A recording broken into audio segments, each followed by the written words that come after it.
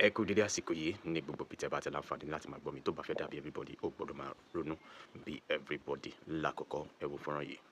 Ìfẹ́ owó tó máa ráyé ni ló ń pa wá kú lọ, ikú lọ́wọ́ ọmọ Odùduwà. Owó ní kú o, ikú lówó.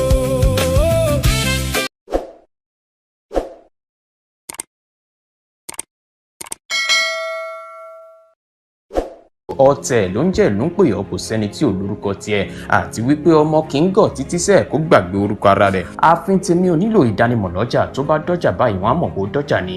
Èmi tí ń tòótọ́ Samuel Owóyẹmí fẹ́lẹ́fẹ́lẹ́ láyé lórúkọ mi fẹ́lẹ́ ní gbogbo èèyàn mọ̀ mí sí. Èmi náà kọ́ Ọlọ́run ọba òkè ló fún mi ṣe ní gbogbo ìgbà.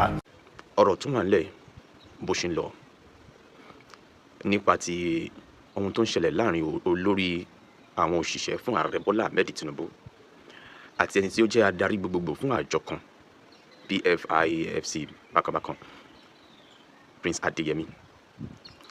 Ọ̀rọ̀ yìí ti ń jà rìnrìn nílẹ̀ ṣùgbọ́n ìbéèrè pọ̀ lọ́kàn mi lórí ọ̀rọ̀ tó wà nílẹ̀ yìí. Ẹ jẹ́ n kọ́kọ́ sọ dímọ̀ fún yín pé kí sáré update yín nípa ibi tí nǹkan dé dúró lórí ọ̀rọ̀ àwọn akẹ́kọ̀ọ́ àti àwọn olùkọ́ wọn tí wọ́n jí gbé ní ìpínlẹ̀ Ọ̀yọ́. Ìjọba ìpínlẹ̀ Ọ̀yọ́ ti jáde láti wá debunk láti wá tako ìròyìn tí gbajúgbajà agbóhùnsí afẹ́fẹ́ VDM sọ wípé wọ́n ti sanwó ìtúsílẹ̀ síbẹ̀síbẹ̀ àwọn èèyàn yẹn wọ́n fi àwọn akẹ́kọ̀ọ́ àti olùkọ́ wọn sílẹ̀. Ìjọba ìpínlẹ̀ Ọ̀yọ́ sọ dímọ̀ wípé kò sí ohun tí ó jọ irúfẹ́ nǹkan wọ̀nyí àti wípé ìgbésẹ̀ ṣì ń lọ láti rí pé wọ́n rí àwọn ọmọ yìí gbà padà láyọ̀ àti àlàáfíà. Ẹ jẹ́ ká nígbàgbọ́ wípé Ọlọ́run á dé gbìyànjú wọn ládé láti rí àwọn ọmọ yìí gbà padà láyọ̀ àti àlàáfíà. Back to our discussion. Àwọn mẹ́ta mo fẹ́ bá sọ̀rọ̀ lórí ọ̀rọ̀ tó wà lẹ́yìn tẹ́yìn ò bá mọ̀ kankan nípa ọ̀rọ̀ yìí jẹ́ ìsáde sin ní gbẹ́rẹ́ ìpàkọ́ kí sáré yànnàná fún yín. Ọ̀rọ̀ yìí ti bẹ̀rẹ̀ láti inú oṣù tó kọjá ṣùgbọ́n lásìkò yìí ló wá di wípé ó ń fẹ̀jú kẹ̀kẹ́ níbi tí Fẹ́mi Gbàjàbíàmílà ẹni tí ń ṣe olórí fún àwọn òṣìṣẹ́ ààrẹ Bọ́lá Ahmed Tinubu Chief of Staff ti sọ dímọ̀ pé àjọ tí ẹni yìí jẹ́ adarí fún kò sóhun tó jọ bẹ́ẹ̀ nínú ètò ìṣúná budget nínú ìṣèjọba ààrẹ Bọ́lá Ahmed Tinubu. Ẹni tí wọ́n wá fi ẹ̀sùn yìí kan náà wá padà jáde láti wá sọ dímọ̀ pé irọ́ ni ó wá fi allegation kan ẹni tí ń ṣe Fẹ́mi Gbàjàbíàmílà wípé ó gba 400 million naira, I stand to be corrected, láti rí pé òun wà ní ipò. Ó tún wá ní ó tún béèrè fún àfikún 200 million naira ní ọ̀rọ̀ wá di tọ̀nàfọ́ká. Kódà ó tún béèrè fún àwọn ìdá kan nínú àwọn owó kan tí ń wọlé. Ó wá di àsìkò yìí wọ́n wá ní wípé àjọ yẹn kò sóhun tó jọ bẹ́ẹ̀ nínú ìṣèjọba ààrẹ Bọ́lá Ahmed Tinubu. Ọ̀pọ̀ ìgbésẹ̀ ni àwọn èèyàn ti ń pè fún wípé kí ni àjọ ICPC ń ṣe, kí ni àjọ EFCC kí ni wọ́n ń ṣe pẹ̀lú irúfẹ́ ẹ̀sùn tí wọ́n fi kan Fẹ́mi Gbàjàbíàmílà yìí. Àwọn èèyàn kan tilẹ̀ ń sọ dímọ̀ fún ààrẹ Bọ́lá Ahmed Tinubu wípé kó rọ Fẹ́mi Gbàjàbíàmílà lóyè lásìkò yìí títí ìgbà tí yóò fi yanjú ọ̀rọ̀ rẹ̀ lórí ẹ̀sùn tẹ́ni yìí fi kàn. Tẹ́ bá dẹ̀ bá ọ̀rọ̀ yìí lọ dáadáa ẹ gbọ́ wípé Prince Adeyemi ó ní ìdánilójú lórí ohun tó ń ṣẹlẹ̀ yìí níbi ètò ìfọ̀rọ̀wérọ̀ kan tí mo láǹfààní láti tẹ́tí gbọ́. Níṣẹ́ ló ń tẹnumọ́ ọ̀rọ̀ kóòtù ilé ẹjọ́ wípé gbogbo àwọn nǹkan wọ̀nyí ni yóò fi ara hàn nílé ẹjọ́ gẹ́gẹ́ bí Prince Adeyemi ṣe ti tẹnumọ́ ọ̀rọ̀ yìí. Ìbéèrè àkọ́kọ́ ni wá wípé ṣé bó ṣe ń ṣẹlẹ̀ tẹ́lẹ̀ nìyẹn kí irú eléyìí tó fi ojú léde. Wọ́n ní appointment letter tí wọ́n fi yàn sípò kò sí ohun tó yẹ ó jọ bẹ́ẹ̀. Prince Adeyemi yìí dẹ̀ ń tẹnumọ́ pé irọ́ tó jìnnà sí òtítọ́ ni. Àjọ tí ẹni yìí jẹ́ adarí lé lórí ó ti ń exist láti ọdún 2024 kódà ó wà nínú ètò ìṣúná orílẹ̀-èdè Nàìjíríà tí wọ́n gbé lọ sí ilé ìgbìmọ̀ aṣòfin àgbà lórílẹ̀-èdè Nàìjíríà tí wọ́n ṣe àgbéyẹ̀wò rẹ̀. Kí ló dé tí àwọn ọmọ ilé ìgbìmọ̀ aṣòfin àgbà kí ló dé tí wọn ò ṣe tọ̀nà wá ìdí àjọ yẹn ní ìgbà náà? Kí ló dé wọ́n ní over 300 staff ló wà lábẹ́ àjọ yìí tí wọ́n gbọ́wọ́ oṣù tí ó dẹ̀ jẹ́ wípé ìjọba ló ń sanwó oṣù fún wọn. Kí ló dé tí ìjọba ò ṣe tọ̀nà wádìí àjọ náà tí wọ́n bá gbà wípé kò sí ohun tí ó dàbí àjọ yìí nínú ìṣèjọba ààrẹ Bọ́lá Ahmed Tinubu? níbi tí ọ̀rọ̀ wa dé dúró yìí kí ló tún wá dé tó ṣe jẹ́ wípé àsìkò tí ọ̀rọ̀ fẹ́ dàrú láàrin àwọn èèyàn tí ọ̀rọ̀ kàn ló wá di wípé wọ́n fẹ̀dí ara wọn síta. Ohun tí à ń bá àwọn èèyàn kan wí ní apá ibìkan wípé wọ́n lọ́wọ́ sí ìwà àjẹbánu ní orílẹ̀-èdè Nàìjíríà, ó wá di ohun tó tún fẹ́ máa jẹyọ láàrin àwọn ọmọ ilẹ̀ Yorùbá báyìí. Ṣé gbọ́, ibi tí ọ̀rọ̀ yìí ń lọ báyìí, ṣé kò ní kan ààrẹ Bọ́lá Ahmed Tinubu àti ìṣèjọba rẹ̀? Ṣé kò ní ta epo sí aṣọ ààlà ààrẹ Bọ́lá Ahmed Tinubu? Fẹ́mi Gbàjàbíàmílà ṣe mọ orú èèyàn tó jẹ́ sí ààrẹ Bọ́lá Ahmed Tinubu lórí àwọn òṣìṣẹ́ chief of staff sí ààrẹ Bọ́lá Ahmed Tinubu. Ẹni tí ọ̀rọ̀ yìí dẹ̀ kàn yìí náà, òun náà ti ń jáde láti wá sọ ọ́ di mímọ̀ pé ó dàbí pé wọ́n ti ń fi ikú lé òun, wọ́n ti ń dúnkòkò ikú mọ́ òun. Very dark man tá à ń sọ̀rọ̀ rẹ̀ yìí, òun náà ti wá dẹni tí ń tẹnubọ ọ̀rọ̀ yìí wípé nǹkan kan wọn ò gbọ́dọ̀ gbọ́ ikú òjijì o wípé ó ṣẹlẹ̀ sí arákùnrin yẹn. Níbi tí ọ̀rọ̀ wá dédò yìí, gbogbo ojú ti wà lórí ọ̀rọ̀ yìí. Ìbéèrè pọ̀ lọ́kàn mi lórí ọ̀rọ̀ tó wà nílẹ̀ yìí. I stand to be corrected. Tó bá fẹ́ dàbí everybody ò gbọ́dọ̀ máa ronú bí everybody. Ìwà àjẹbánu, ibo ló tún fẹ́ yọrí sí lásìkò yìí ní orílẹ̀-èdè Nàìjíríà? Èmi máa fẹ́ jẹ́ kí ẹni tí ń ṣe Fẹ́mi Gbàjàbíàmílà lákọ̀ọ́kọ́ iléeṣẹ́ ààrẹ ti padà jáde wípé arákùnrin yìí Prince Adéyẹmí kó má rìn yan fanda gẹ́gẹ́ bí adarí àjọ náà pé torí kò sí ohun tó jọ bẹ́ẹ̀. Ṣé wọ́n ń gbìyànjú láti fọwọ́ bu àwọn nǹkan kan tó yẹ kí wọ́n tàn ìmọ́lẹ̀ sí ni? Ọ̀rọ̀ yìí tó bá dé ilé ẹjọ́, ṣé àlọ́ rẹ̀ tá a bá gbọ́ ṣá máa gbọ́ ààbọ̀ rẹ̀? Níbo lọ̀rọ̀ yìí fẹ́ padà yọrí sí? Ìwà àjẹbánu tó ti wà involve, tó ti wà nínú ọ̀rọ̀ yìí, ibo la fẹ́ gbé kà sí? Àwọn èèyàn tí ọ̀rọ̀ kàn yìí, Fẹ́mi Gbàjàbíàmílà, ó máa ta bá ààrẹ Bọ́lá Ahmed Tinubu. Kí ni ó wá fẹ́ jẹ́ àbájáde gbogbo àwọn ọ̀rọ̀ yìí? Mo rí wípé àwọn ọmọ orílẹ̀-èdè Nàìjíríà ti bẹ̀rẹ̀ sí ní wó oríṣiríṣi àwọn nǹkan jáde wípé nígbà kan wọ́n ti sọ ọ́ di mímọ̀ pé ẹgbẹ́ òṣèlú APC ẹni tó bá ti wà ń bẹ̀ àti dáríjì ẹ̀ṣẹ̀ rẹ̀ nìyẹn. Àwọn nǹkan tí wọ́n sọ nígbà náà ṣé kò ti wá ń jọra wọn báyìí? Èmi á rọ ààrẹ Bọ́lá Ahmed Tinubu wípé lórí ọ̀rọ̀ yìí ẹ fi ọgbọ́n ṣe o. Ẹ má rò lé apá kan dá apá kan sí. Ilé ẹjọ́ lórílẹ̀-èdè Nàìjíríà, ọ̀pọ̀ ènìyàn tẹ̀ ti bu ẹnu àtẹ́ lu ẹ̀ka ètò ìdájọ́ lórílẹ̀-èdè Nàìjíríà wípé ibi tí wọ́n tẹ̀ ń gbé lọ yẹn gan-an ni wọ́n á ti jẹ́ kí gbogbo ẹ̀ lọlẹ̀ tá à ní gbọ̀n kankan mọ́. Ṣùgbọ́n èmi fẹ́ sọ wípé rárá, ilé ẹjọ́ á ṣe ohun tó tọ́ àti ohun tó yẹ lórí ọ̀rọ̀ yìí. Àjọ EFCC, kí ni ìgbésẹ̀ yín lórí ọ̀rọ̀ yìí? El-Rufai ló sì ń bá tiẹ̀ yìí láti ìgbà yìí wá. Ẹnìkan tó jẹ́ alákòóso tẹ́lẹ̀ rí fún ọ̀rọ̀ ètò ọ̀gbìn ni wọ́n ti rán lọ sí ẹ̀wọ̀n ọdún gbọrọ látàrí ìwà àjẹbánu yìí náà ni. Àjọ ICPC, kí ni iṣẹ́ yín lórílẹ̀-èdè Nàìjíríà? Gbogbo àwọn ènìyàn tó yẹ kí ẹ fìwé pé ọ̀rọ̀ yìí kì í ṣe ọ̀rọ̀ tá a kò lè fi ojú fò dá. Allegation yìí ti tóbi jù. Ẹ̀sùn tí wọ́n fi kan Fẹ́mi Gbàjàbíàmílà ó ti lágbára jù.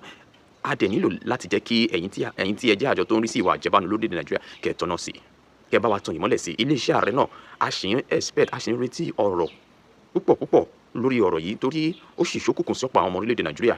Ó dẹ̀ ti ń jẹ́ kí àwọn èèyàn kan máa ṣiyèméjì nípa ìṣèjọba ààrẹ orílẹ̀-èdè Nàìjíríà àti ẹgbẹ́ òṣèlú tó ti ṣẹ̀ wá. Wọ́n ti ń ṣiyèméjì nípa Fẹ́mi Gbàjàbíàmílà, wọ́n ti ń ṣiyèméjì nípa gbogbo àwọn èèyàn tí ààrẹ Bọ́lá Ahmed Tinubu yàn sí ipò lórílẹ̀-èdè Nàìjíríà.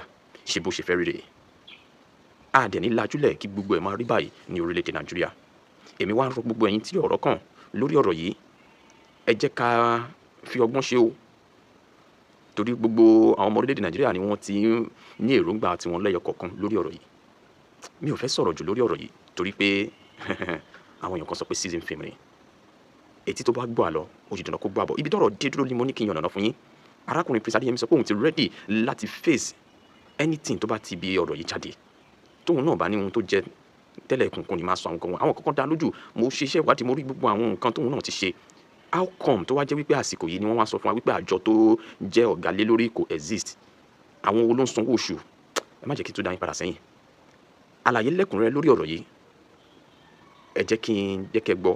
Èèyàn kan bá mi dá sí gbogbo àwọn nǹkan tí wọ́n sọ yìí, ó tán mọ́ ọ̀rọ̀ ohun tí mò ń sọ yìí, gbogbo ohun tẹ́yìn náà bá rí sí. Ìwà àjẹbánu lórílẹ̀-èdè Nàìjíríà àti ibi tí ò yẹ ká ti rí tó ti ń tibẹ̀ wáyé, gbogbo ohun tí ẹ bá rí sí, ẹ bá mi fi ránṣẹ́ sí abẹ́ comment section. Ó yá, ẹ jẹ́ ká bá wọn débẹ̀. Tó bá fẹ́ dàbí everybody gbọ́dọ̀ máa ronú bí everybody. Kò ránṣẹ́ ìbínú sí Tinubu nítorí ọmọ ẹ̀. Alhaji Atiku Abubakar ti ránṣẹ́ sí ààrẹ Bọ́lá Ahmed Tinubu. Iṣẹ́ ìbínú sì ni. Ó ní kó dá olórí àwọn òṣìṣẹ́ ọ́fíìsì ẹ̀, chief of staff ẹ̀, Fẹ́mi Gbàjàbíàmílà dúró lẹ́nu iṣẹ́ lẹ́sẹ̀kẹsẹ̀. Kó sì gbé ìgbìmọ̀ oníwádìí kan dìde. Kí ìgbìmọ̀ náà wádìí ẹ̀sùn tí ọkùnrin kan tó pe ara ẹ̀ ní ọmọọba Adéníyì Adéyẹmí tó sì ní òun lólórí iléeṣẹ́ ńlá kan director general fún iléeṣẹ́ ìjọba àpapọ̀ kan tó ń rí sí ọ̀rọ̀ okòwò ilẹ̀ òkèèrè Presidential Foreign Intervention Promotion Council. Ẹ̀sùn tó fi kan Gbajabiamila àwọn ẹ̀sùn tó lágbára gan-an. Àtíkù ní bí ìjọba Tinubu yóò bá wí ara ẹ̀ mọ́ tí ìjọba náà yóò sì fi ara ẹ̀ hàn bí ìjọba tó ń ṣe òdodo pẹ̀lú àwọn ọmọ Nàìjíríà kò gbọ́dọ̀ dúró de kinní kan mọ́ kó dá Fẹ́mi Gbajabiamila dúró sẹ́gbẹ̀ẹ́ kan lẹ́nu iṣẹ́ kó sì wádìí ẹ̀sùn tí ọkùnrin náà fi kan Fẹ́mi bí Fẹ́mi bá jẹ̀bi déédéé bó bá sì jàre kí wọ́n dá a padà sẹ́nu iṣẹ́ ẹ̀ kó sì máa bá iṣẹ́ ọ̀hún lọ. Bẹ́ẹ̀ ni kì í ṣe Àtíkù nìkan ló ń pe irú ìpè báyìí o. Ọ̀rọ̀ náà ti di pẹ́kẹ́pẹ́kẹ́ ọ̀pọ̀lọpọ̀ èèyàn ni wọ́n ń jáde àti àwọn ẹgbẹ́ lóríṣiríṣi pàápàá. Ohun kan náà tí wọ́n sì ń sọ ni pé kí Tinubu dìde kó wádìí ọkùnrin Gbàjà yìí wò tí kò bá fẹ́ kí ayé rí òun náà bí ẹni tó ń fi ọwọ́ bo ìwà ìbàjẹ́ mọ́lẹ̀. Ẹ̀sùn ńlá ni ọmọọba Adéníyì Adéyẹmí yìí fi kan Gbajabiamila o. Ó ní ó gba owó àbẹ̀tẹ́lẹ̀ lọ́wọ́ òun kó tó lè fi òun ṣe ọ̀gá iléeṣẹ́ náà mílíọ̀nù lọ́nà irinwó 400 million naira ni. Ó ní ẹnìkan ló tì síwájú ìyẹn Babátúndé Tanímọ̀lá tí ìyẹn wá gba owó náà fún lọ́wọ́ òun. Adéyẹmí ní ìyẹn nìkan kọ́ o bẹ́ẹ̀ náà ni Gbajabiamila tún ń béèrè fún igba mílíọ̀nù 200 million míì. Paríparí ẹ̀sìn ni pé ó fẹ́ gba owó tó súnmọ́ ìdajì owó tí wọ́n fẹ́ fún iléeṣẹ́ náà láti fi bẹ̀rẹ̀ iṣẹ́ wọn, owó tí wọn yóò fi ohun gbogbo sórí ètò ìyẹn sì jẹ́ bílíọ̀nù 17.5. Owó ńlá ni ohun tí kálukú sì ń torí ẹ̀ pariwo rèé tí àwọn tí wọn kò fẹ́ràn ìjọba yìí tẹ́lẹ̀tẹ́lẹ̀ sì ń sọ pé àsìkò rẹ̀ kí Tinubu jẹ́wọ́ ara ẹ̀ pé òun kì í ṣe agbèsẹ́yìn olè òun kò sì gbèsẹ́yìn àwọn ọmọ òun láti máa kó owó Nàìjíríà jẹ. Àmọ́ àwọn tí kì í ṣe olóṣèlú pàápàá ti jáde ẹgbẹ́ lóríṣiríṣi wọn ní bẹ́ẹ̀ yẹn bá ń gbọ́ gbégbé tí ò bá tètè bá wọn pariwo bẹ́ẹ̀ pé tí wọ́n bá gbé kinní náà tán ẹ̀yìn kulé olúwa ẹ̀ ni wọ́n yóò jù sí. Àwọn ẹgbẹ́ sitag tí wọ́n ní kìdá kó lè da kí àwọn sì rí pé kò sẹ́ni tó kówó ìlú jẹ ńlá wọn ń ṣe. Àwọn ẹgbẹ́ ajìjàgbara serap, àwọn ẹgbẹ́ budget, ẹgbẹ́ nani, ẹgbẹ́ àwọn olókòwò àti àwọn oríṣiríṣi ẹgbẹ́ bẹ́ẹ̀ ni. Ohun méjì ló sì fà á tí wọ́n fi ń ṣe bẹ́ẹ̀ o. Ẹ̀ náà ni pé tí irú ọ̀rọ̀ yìí bá lọ tí àwọn ọmọ Nàìjíríà kò bá mọ̀ díẹ̀ bí ìgbà tí a ti bọ́ sí ṣẹkẹ́ṣẹkẹ̀ àwọn olóṣèlú àtijọba ni. Nítorí ẹni tó bá ń rẹ́ni jẹ tó ń fi hàn ni tó ń gbàyà ẹni lọ́wọ́ bàbá ẹni tó tún nawọ́ síyàwó olúwa ẹ̀ fúnra ẹ̀ bí tọ̀hún bá rọ́bẹ àwọn alápatà yóò dùn bú olúwa ẹ̀ pẹ̀lú ìgbàgbọ́ pé kinní kan kò ní í ṣẹlẹ̀ ni. Bẹ́ẹ̀ làwọn míín sọ ṣá o pé tó bá jẹ́ irú Gbajabiamila tó wà nípò gíga bẹ́ẹ̀ ló ń ṣe báyìí àjẹ́ pé ayé Nàìjíríà fọ́ kò síbi tí a ó gbà mọ́ nǹkan ti dàrú pátápátá gbà nìyẹn. Ìdí sì ni pé Fẹ́mi Gbajabiamila ní tójú ti mú ààrẹ Tinubu ní àṣọrọ ohun tí ọkùnrin náà bá rí Tinubu lórí ohun tí ò bá sì rí Tinubu ò rí náà nìyẹn. Bẹ́ẹ̀ ni kì í ṣe èèyàn kékeré lórí ọ̀rọ̀ òṣèlú Nàìjíríà pàápàá nígbà tó jẹ́ láti 2003 lòun náà ti tẹ̀lé Tinubu káàkiri àti ìgbà náà ló sì ti wà nílé ìgbìmọ̀ asòfin orílẹ̀-èdè wa. Òun ló lórí ọmọ ẹgbẹ́ tó kéré jùlọ nígbà kan ìyẹn láti inú ẹgbẹ́ AD tí ẹgbẹ́ náà kò sì dámọ̀ nǹkan kan nílé ìgbìmọ̀ asòfin. Òun náà ló sì padà wá di olórí ọmọ ẹgbẹ́ tó pọ̀ jùlọ nígbà tí wọ́n dá APC sílẹ̀ kó tó wá di ààrẹ ilé ìgbìmọ̀ asòfin kékeré yìí ní 2019 níbi tí Tinubu ti yọ jáde láti wá di olórí àwọn òṣìṣẹ́ òun ní àṣọrọ̀ chief of staff. Bí wọ́n bá wá sọ irú ọ̀rọ̀ ìwà ìbàjẹ́ báyìí tí wọ́n bá dárúkọ ọkùnrin náà sí nǹkan burúkú ni. Ohun tí àwọn kan ṣe ń fi dandan lé pé kí wọ́n tètè gbé ìgbìmọ̀ oníwádìí dìde rèé kí wọ́n mọ bí ọ̀rọ̀ náà ti jẹ́ gan. Àmọ́ kì í burú títí kó má kú ẹnìkan mọ́ ni ẹni tí yóò kù láàkàn mọ́ ni. Àwọn kan náà ti jáde wọ́n jáde tán wọ́n ní Gbajabiamila tí àwọn mọ̀ yìí áńgẹ́lì kan tí kì í bá wọn sí níbi ìwà ìkówó jẹ ni. Wọ́n ní Adéyẹmí tó mẹ́sùn wá yẹn gan ló yẹ kí àwọn ọlọ́pàá mú kí wọ́n mú kó wá sọ tẹnu ẹ̀. Wọ́n ní orúkọ Gbajabiamila tó ti ẹ̀dá yẹn ń bí àwọn nínú. Ṣùgbọ́n Adéyẹmí yìí gan ni ò gbà o.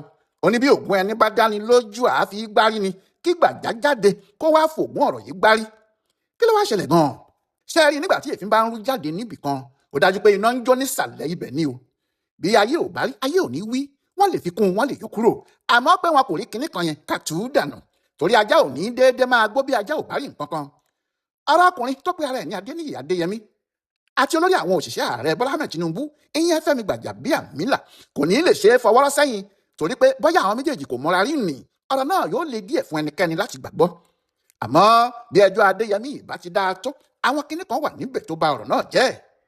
Àkáyín ní òun lè mú ẹ̀kọ́ gbóná bó ti wù kó gbóná tó kò sẹ́ni tó bá jiyàn sí yẹn. Àmọ́ nígbà tó débi pé òun lè fi èrìgì lásán fọ́ eegun ẹran àwọn èèyàn ní irú ẹ̀ kò ṣẹlẹ̀ rí kò sì lè ṣẹlẹ̀ nígbà tiẹ̀ torí Àkáyín kì í fọ́ eegun ẹran. Ọ̀rọ̀ Adéyẹmí dáa níbẹ̀rẹ̀ ìparí ẹ̀ ni kò dáa. Bẹ́ẹ̀ náà ló sì ṣe pé bí Fẹ́mi Gbajabiamila ti ṣe sáré yẹrí nígbà tó rí òkò ńlá tí wọ́n ń jùbọ̀ lọ́ọ̀kan. Kìnní náà ìbá fò dáa tàbí kí òkò náà ta padà bá ẹni tó jù ú. Àmọ́ gẹ́gẹ́ bó ti ṣe jẹ́ pé a kì í gbọ́n tó ẹni tó ń sọ ni àti pé ẹnìkan kì í mọ̀ ọ́gún mọ̀ ọ́n tẹ̀ kí yan ewu làmá lẹ́ mọ́. Àwọn ìgbésẹ̀ tí Fẹ́mi fúnra ẹ̀ gbé lórí ọ̀rọ̀ yìí àkóbá gidi ló fà sí lẹ́sẹ̀ gẹ́gẹ́ bí àwọn onímọ̀ràn tí wọ́n ń wòye ọ̀rọ̀ náà látọ̀ọ́kọ́ ti ń sọ. èyí túmọ̀ sí pé onílé ní lọ́wọ́ àlejò dì mẹ́rù ńlọrọ̀ bá di aṣòro ó dì bíi bàrà mẹ́ta. àkóbá ni tí di apẹ̀rẹ̀ iṣu méjì lọ sóko olè ó kú bí ẹni tó ń gbé apẹ̀rẹ̀ iṣu àkọ́kọ́ ru olè yóò ṣe wá sọ pé kì í ṣe pé àwọn jọ wá ni.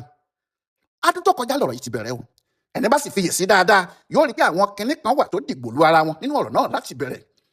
iléeṣẹ́ tí wọ́n ní wọ́n dá sílẹ̀ yìí iléeṣẹ́ ìjọba àpapọ̀ ni o ètò gbogbo sì ti tò lórí iléeṣẹ́ náà àfúnilówó a ò fúnilówó yìí sì ti ń lọ láàrin Adéyẹmí àti Gbàjà tàbí àwọn aṣojú Gbàjà. ìdí ni pé ní ọjọ́ Ẹtì Friday ọjọ́ 19 oṣù kejìlá December 19, 2025 ààrẹ Bọ́lá Ahmed Tinubu gbé àbá ìṣúná owó tí ìjọba rẹ̀ yóò ná lọ́dún 2026 yìí kalẹ̀ ó gbé kalẹ̀ nílé ìgbìmọ̀ aṣòfin.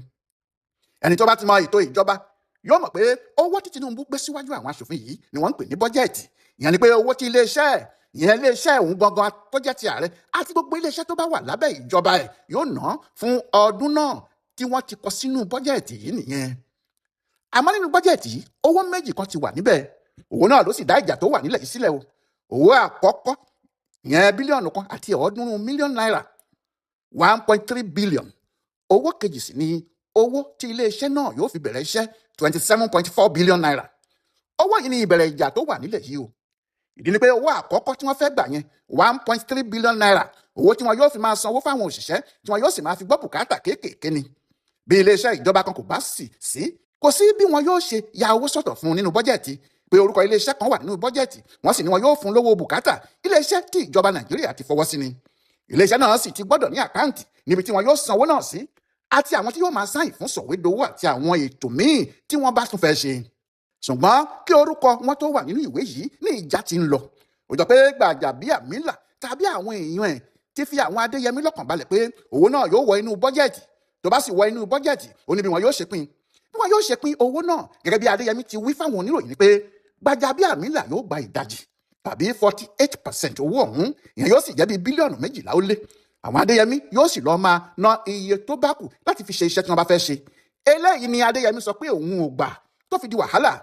àmọ́ jọ pé nígbà tí wọ́n ti lè gbé ìwé owó náà wọ inú bọ́jẹ̀tì ọ̀rọ̀ náà yé àwọn Adéyẹmí ju ti tẹ́lẹ̀ lọ. ó hàn sí wọn pé owó náà yóò jáde àti pé bí owó náà bá jáde àwọn èèyàn Gbàjà yóò kó owó rẹpẹtẹ náà kúrò nínú àkáǹtì tó bá wà. ó sì ṣeé ṣe kí àwọn má gbóòórùn owó náà mọ́ rárá. ohun tó jẹ́ kó tètè pariwo nìyẹn. kò pẹ́ rárá tí Tinubu gbé àbádòfin ìnáwó 2026 fáwọn aṣòfin tí Adéyẹmí náà fi jáde níbi ọ̀sẹ̀ kan lẹ́yìn ẹ̀ lọ́jọ́ 25 oṣù kejìlá yẹn náà tó fẹjọ́ Gbàjà sùn pé ó fẹ́ gba owó ẹ̀yìn lọ́wọ́ òun. àfàìmọ̀ kó má ṣe pé kó tó di ìgbà náà pàápàá ni wọ́n ti lé òun Adéyẹmí sẹ́yìn torí bó bá ṣe pé ó sì wà nínú ilé ni ìbá ṣòro kó tó lọ síta máa pariwo bẹ́ẹ̀. ó jọ pé nígbà tó rí owó náà nínú bọ́jẹ̀tì tó sì mọ̀ pé owó tí àwọn ti ṣẹ́ fún nìyí àti pé wọn yóò gba owó náà jáde ló jẹ́ kó pariwo. nígbà tí Adéyẹmí kọ́kọ́ sọ̀rọ̀ yìí ní December 2025 yẹn kò sẹ́ni tó kọbi ara sí nínú àwọn èèyàn Tinubu àti àwọn alátakò wọn pàápàá. àwọn Gbajabiamila náà sì ti rò pé ọ̀rọ̀ náà yóò kù lọ bí oyún inú bómúbómú ni. ṣùgbọ́n kí náà padà di òórùn òbúkọ ó pọ̀ kò lọ ọ̀rọ̀ náà sì bẹ̀rẹ̀ sí di ariwo. níbí yìí sì ni Gbajabiamila ti ṣe àṣìṣe tó fẹ́ da nǹkan rú fún báyìí o. àṣìṣe tí Gbajabiamila ṣe ni pé ní ọjọ́ 11 oṣù kẹfà tá a wà yìí nítorí ariwo ọ̀rọ̀ náà tó ń lọ Gbàjà gbé ìwé kan jáde. ohun tó sì kọ síbẹ̀ ni pé kò sí orúkọ iléeṣẹ́ tó ń jẹ́ bẹ́ẹ̀ yẹn nínú ìwé ìjọba Nàìjíríà. ó ní iléeṣẹ́ ààrẹ kò gbọ́ orúkọ Presidential Foreign Intervention Promotion Council rí ìyẹn PFIPC èyí tí Adéyẹmí lòun lọ̀gá níbẹ̀. ó ní àwọn ọmọ kìnínní kan nípa ẹ̀ o. ó sì kìlọ̀ fún gbogbo àgbáyé pàápàá àwọn aṣojú ilẹ̀ òkèèrè pé kí wọ́n má bá iléeṣẹ́ Adéyẹmí tó ń dárúkọ yìí ṣe kinní kan o nítorí kò sí iléeṣẹ́ tó ń jẹ́ bẹ́ẹ̀ nínú ìwé ìjọba Nàìjíríà.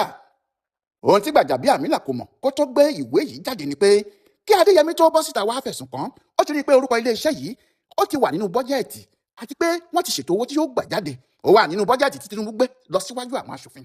nígbà tí odidi olórí àwọn òṣìṣẹ́ ní iléeṣẹ́ ààrẹ bá jáde tó sọ pé kò sí orúkọ iléeṣẹ́ kan nínú ìwé ìjọba Nàìjíríà tàbí ní iléeṣẹ́ ààrẹ. àmọ́ tí àṣírí wá tú pé iléeṣẹ́ tí ọkùnrin náà sọ pé kò sí yìí orúkọ ẹ̀ wà nínú ìwé ìjọba wọ́n sì ti fún wọn lówó ńlá. ta ló wá ń parọ́ báyìí o?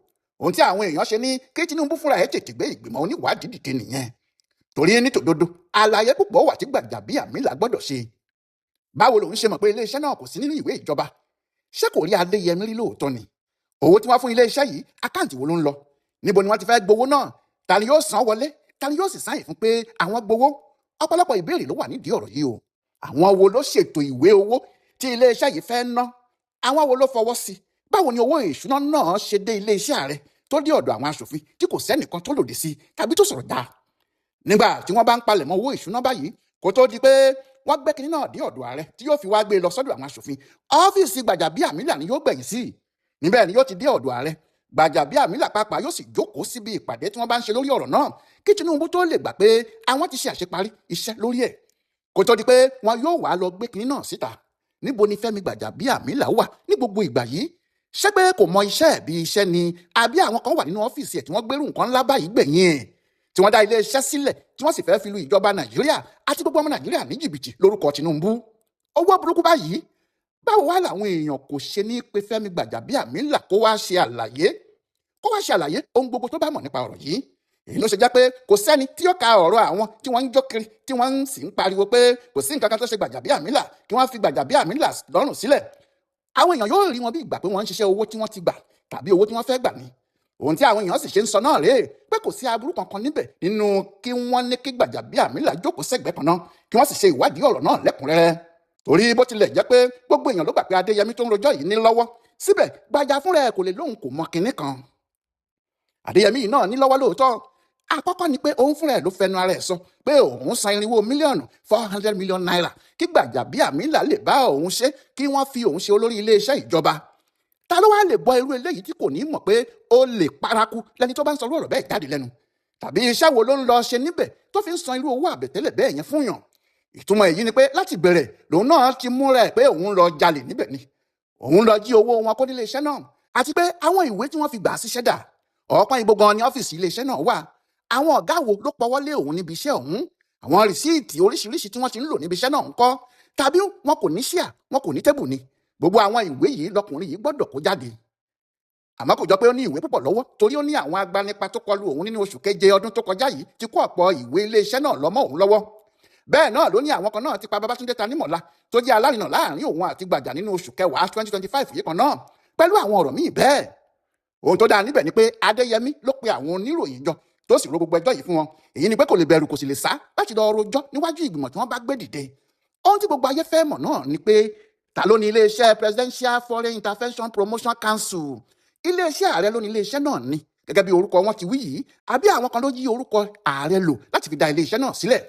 Báwo lorúkọ iléeṣẹ́ yìí ṣe wọ inú bọ́jẹ̀tì ìjọba Nàìjíríà tí wọ́n sì ní kí wọ́n fún wọn ní owó ńlá tó pọ̀ tó bẹ́ẹ̀ yẹn? Ta ló kó bàlùbàlù bá àwọn aṣòfin wa tí wọn kò fi béèrè kinní kan nípa iléeṣẹ́ ọ̀hún?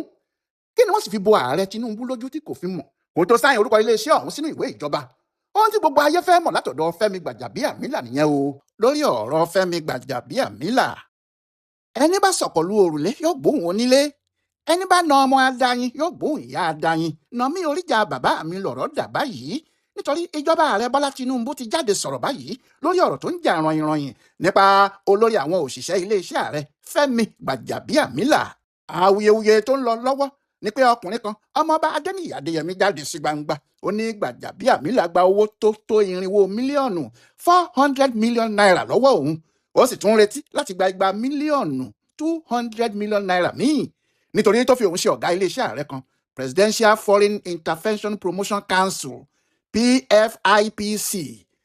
Àti pé nínú owó tí wọ́n fẹ́ fi gbé iléeṣẹ́ náà dúró gan, tí wọ́n sọ iye ẹ̀ ní bílíọ̀nù 27.5 27.4 billion naira, Gbajabiamila lòun yóò gba ìdajì nínú owó náà gẹ́gẹ́ bí owó tòun. Iye tó bá sì kù kí àwọn tí wọ́n wà níléeṣẹ́ PFIPC yìí lọ náà láti fi ṣe ohun tí wọ́n bá fẹ́ ṣe. Ọ̀rọ̀ tó di ariwo yíkáyíká rèé tí gbogbo ìlú sì ń pariwo pé àfi kí Tinubu wádìí ọkùnrin Gbajabiamila yìí, tí àwọn kan sì ń sọ pé kò tiẹ̀ sí ìwádìí kankan níbẹ̀, kí wọ́n kọ́kọ́ dá ọkùnrin náà jókòó, kí wọ́n lé e kúrò lẹ́nu iṣẹ́ fúngbà díẹ̀, kí wọ́n lè ráàyè ṣe ìwádìí tí wọ́n bá fẹ́ ṣe. Àmọ́ ní àná òde yìí, ọjọ́rú Wẹ́sídẹ̀ẹ́ ọjọ́ 1 oṣù keje 2026, ìwé jáde láti iléeṣẹ́ ààrẹ níbi tí àwọn pàápàá ti ṣàlàyé ọ̀rọ̀ kínníkínní tí wọ́n sì ní Gbajabiamila kò lẹ́bi kankan nínú ọ̀rọ̀ tó wà nílẹ̀ yìí o. Alukoro àgbà níléeṣẹ́ ààrẹ Báyọ̀ Ọ̀nànúgà ló gbé ìwé náà. Ó gbé ìwé kan jáde lórúkọ ìjọba Tinubu. Nínú ìwé náà ló sì ti ṣàlàyé àwọn ohun gbogbo tó ṣẹlẹ̀ lórí ọ̀rọ̀ Adéníyì Adéyẹmí. Ọ̀nànúgà sì sọ pé kò sí àlàyé kankan nídìí ọ̀rọ̀ yìí o, oníjìbìtì paraku ni ọkùnrin náà ń ṣe. Èyí ni gbogbo ohun tó wà nínú ìwé tí Báyọ̀ Ọ̀nànúgà gbé síta lórúkọ ìjọba Tinubu lórí ọ̀rọ̀ Fẹ́mi Gbajabiamila. Báyìí ni ìwé náà ti lọ. Ọ̀rọ̀ ọkùnrin tó pe ara ẹ̀ ní ọmọọba Adéníyì Adéyẹmí yìí, ọ̀rọ̀ oníjìbìtì ńlá kan tó fojú hàn gbangba ni o. bẹ́ẹ̀ ni ọkùnrin náà ti ta okùn jìbìtì ẹ̀ yíká láti fi gbá àwọn òṣìṣẹ́ ìjọba àpapọ̀ àti àwọn aráàlú tí kò bá fura. kì í ṣe pé ọmọkùnrin yìí ṣẹ̀ṣẹ̀ ń ṣe bẹ́ẹ̀ ni o, ó ti ń lu jìbìtì ẹ̀ báyìí ọjọ́ pẹ́. ní 2016 ó pe ara ẹ̀ ní ambassador, aṣojú ààrẹ gbogbogbò ẹgbẹ́ kan tó ń pè ní World Youth Organization WYO, tó sì ní ẹ̀ka àjọ àwọn orílẹ̀-èdè àgbáyé parapọ̀ United Nations làwọn. ó ní ìlú New Delhi lórílẹ̀-èdè India ni wọ́n ti yan òun bí ààrẹ gbogbogbò ẹgbẹ́ náà. bẹ́ẹ̀ ni gbogbo ìwé ìròyìn ayé bẹ̀rẹ̀ sí gbé, tí àwọn ti Nàìjíríà náà sì ní kí ló ṣubú ti àwọn, kó tó wá di pé àwọn United Nations fúnra wọn jáde pé kò sí ẹgbẹ́ kankan tó ń jẹ́ bẹ́ẹ̀ lọ́dọ̀ àwọn o. gbogbo àwọn olóṣèlú àti àwọn tí wọ́n ń fún ọ̀rọ̀ Adéyẹmí ní iṣan àti eegun láti fi lè fa Fẹ́mi Gbàjàbíàmílà ṣubú, wọ́n gbọ́dọ̀ ṣọ́ra wọn dáadáa o, kí wọ́n má gba ọ̀rọ̀ ọmọkùnrin yìí gbọ́ o, kí wọ́n dúró títí dìgbà tí ẹjọ́ tó wà ní kóòtù yóò fi parí àti ibi tí wọ́n bá dá ẹjọ́ náà sí gan.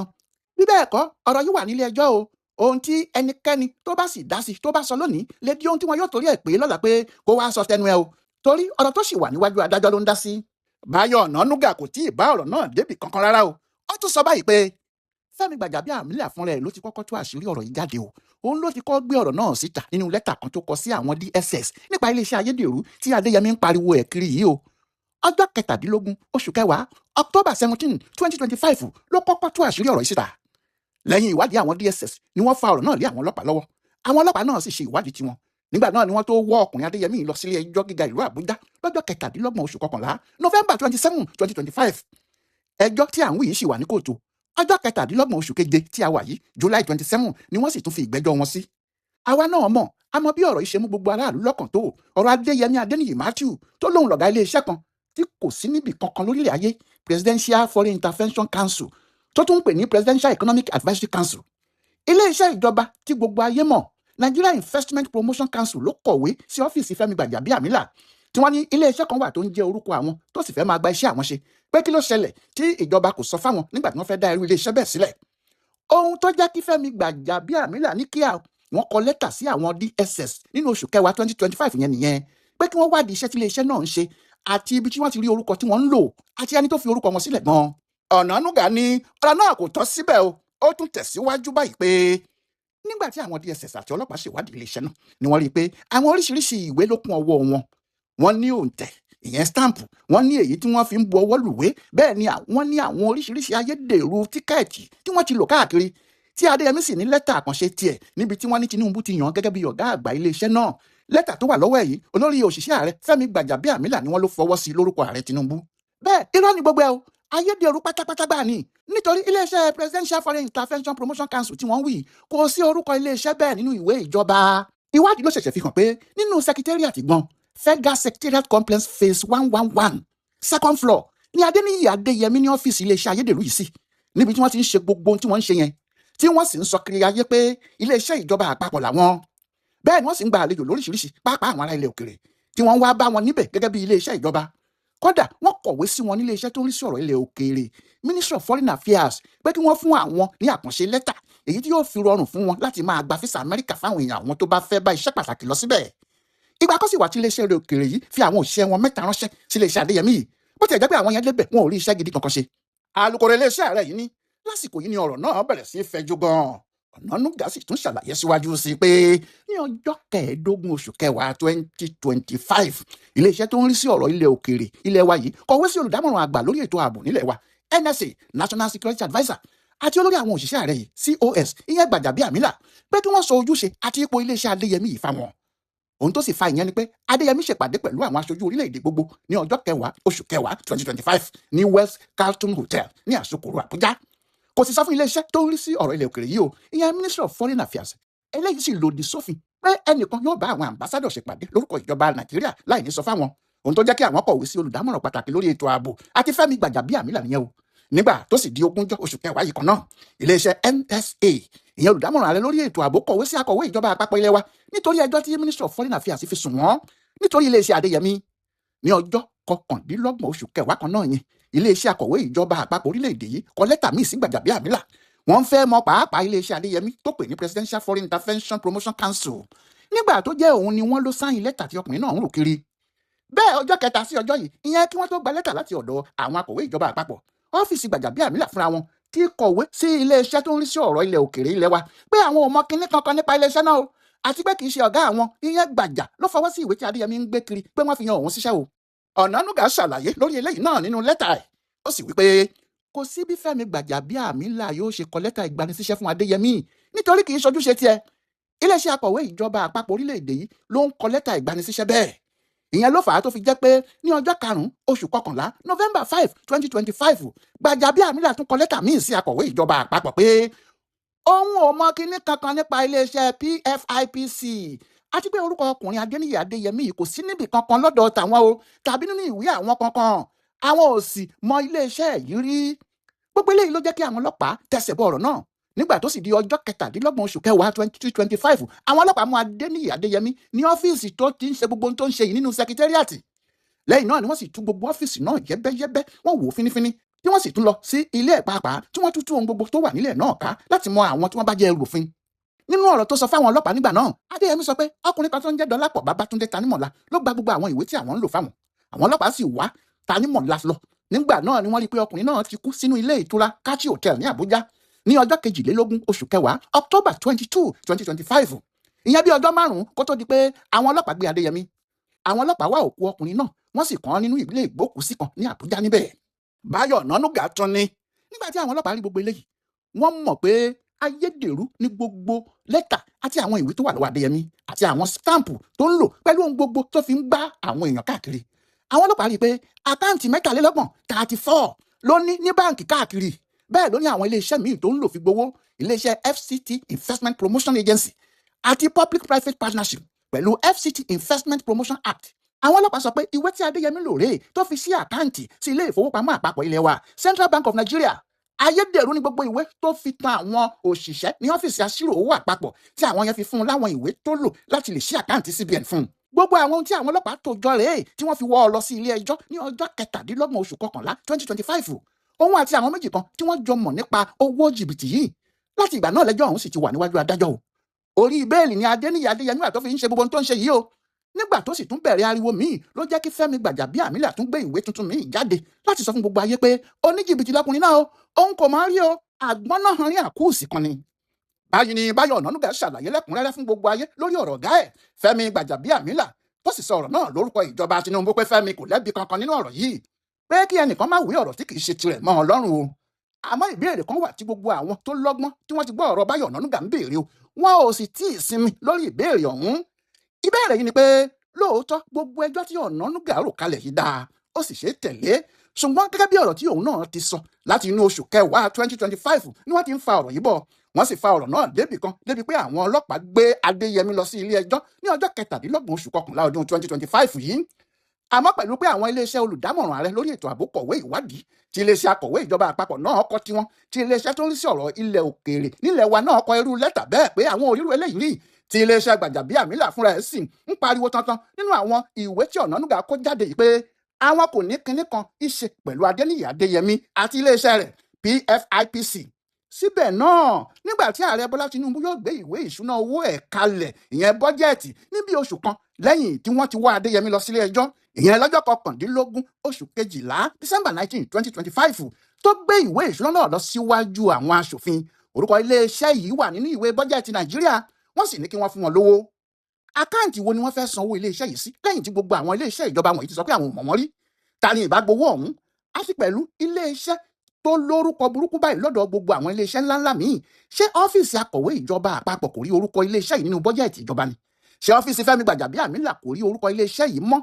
Iléeṣẹ́ tí wọ́n mọ̀ dáadáa báyìí kó tó di pé wọ́n gbé ìwé lọ sí ọ̀dọ̀ Tinubu láti tún ṣàyẹ̀wò ẹ̀ kó tó gbé lọ sọ́dọ̀ àwọn aṣòfin. Àwọn ohun tó sì ń jẹ́ kí àwọn èèyàn máa pariwo pé dandan ni kí wọ́n gbé ìgbìmọ̀ oníwádìí tó dá dúró láàyè ara tiẹ̀ dìde rèé. Nítorí ọ̀rọ̀ yìí lè má yanjú bí Fẹ́mi Gbàjàbíàmílà kò bá jáde sí gbangba láti sọ ohun gbogbo tó bá mọ̀ nípa ọ̀rọ̀ yìí gan-an. Ọláyíwọlá alága ló ń yẹ ọ̀rọ̀ Fẹ́mi Gbàjàbíàmílà pẹ̀lú Adéníyì Adéyẹmí àti iléeṣẹ́ ààrẹ pàápàá wò tó sì ń ṣe àkọsílẹ̀ fún bùdó àgbáyé fún àṣà àti ìṣe Yorùbá.